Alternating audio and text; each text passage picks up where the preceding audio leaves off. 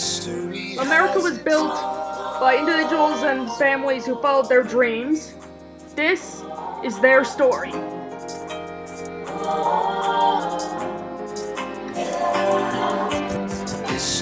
My name is Kyrie Dunphy, and welcome to my web series, This is Americana.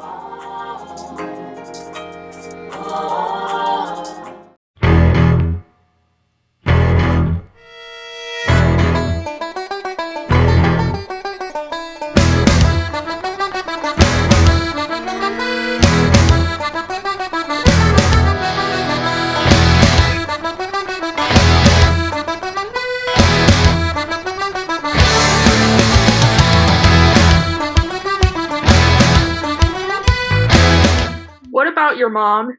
Just asking. Could you tell me about her? Well, my mother was born in a town called Belvedere, Vermont. Mm-hmm. And I don't know a whole lot about her young age. She was from a large family. There were 11 children in her family. Oh, geez. Yeah. And she was, I think she might have been the oldest.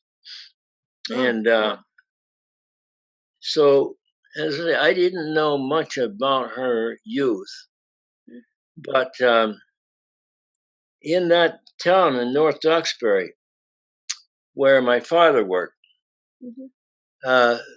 The mill owner had a fairly large building mm-hmm. that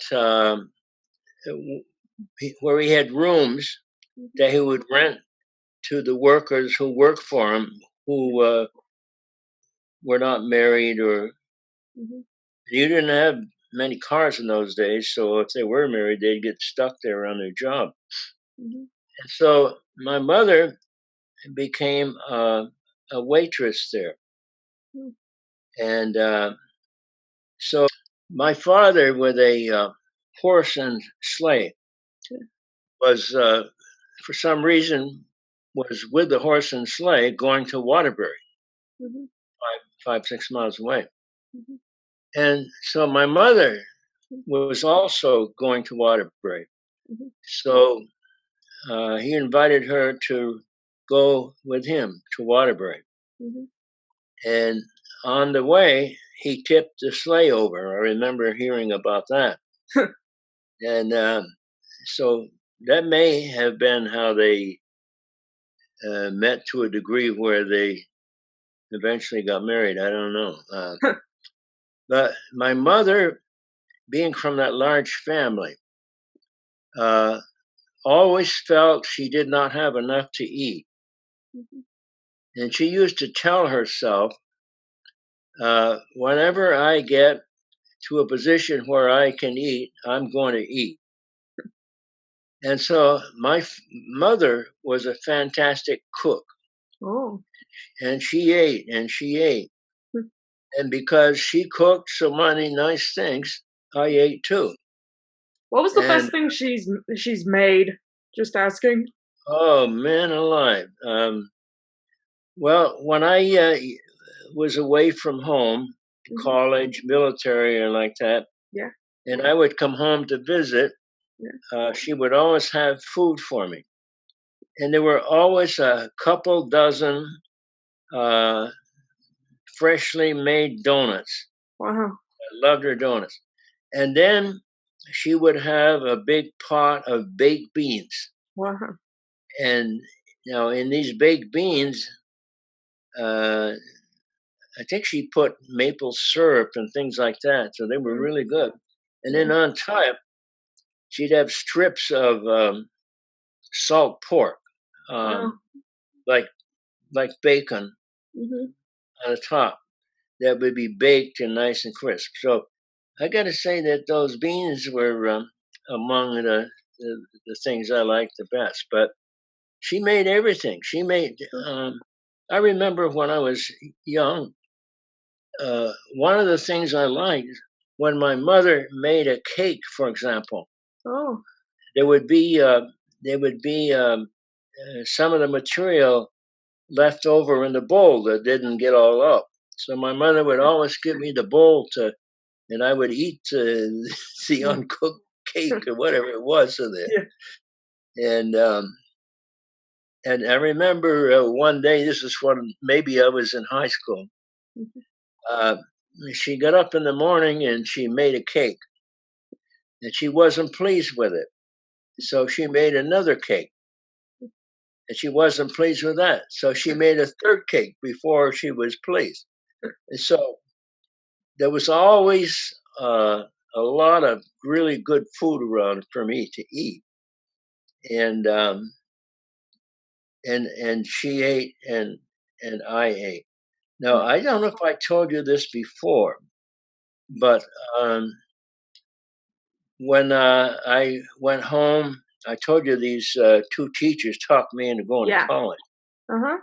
And when I went home and I told my mother I was going to college, and she said, "Well, we didn't save money, so you could."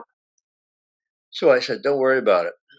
And so I didn't know where I was going to get my money for the first semester. I had some ideas, but my uncle died, and my aunt, my mother's sister, uh, um, received a good amount of insurance money, so she loaned me the money for the first semester. Well, then I didn't know how I was going to go the second semester. But when I got home on vacation at the end of the semester, my mother informed me that she was paying my second semester because she went out and got a job cooking in a restaurant. To give me that number, that money to go for my second semester. Um, in my house, in my family, see, back in those days, it was more like what I'm going to say now. I cannot ever remember being hugged by my mother, especially. Maybe by my father, I don't know. But we did not hug in our family, basically speaking. And, I've tried to figure out why. And then my father's experience, being adopted and all that, made me think, well, maybe that had some influence on that practice of not hugging. And my mother's family, her parents were pretty strict in one sense. My mother, in some cases, there were 11 children.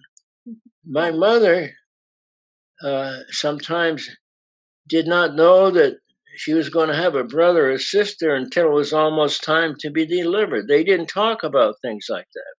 For some reason. But anyhow, but my mother, she taught me a lot. She taught me my prayers. And now I received my sacrament of confirmation in the sixth grade in Waterbury. And we were still living in Duxbury. Oh, no, we were not. We were not living in Duxbury because we moved to Waterbury when I was going into grade 5. So we were still in Waterbury. But my mother taught me the faith about being confirmed. And so I remember going down at one time and we were talking to the priest. And I remember the priest telling my mother that I was the most knowledgeable kid in the confirmation class. Well, I don't know if he was just being nice or if I was. But anyway, she did a good job teaching me. Story has its eyes.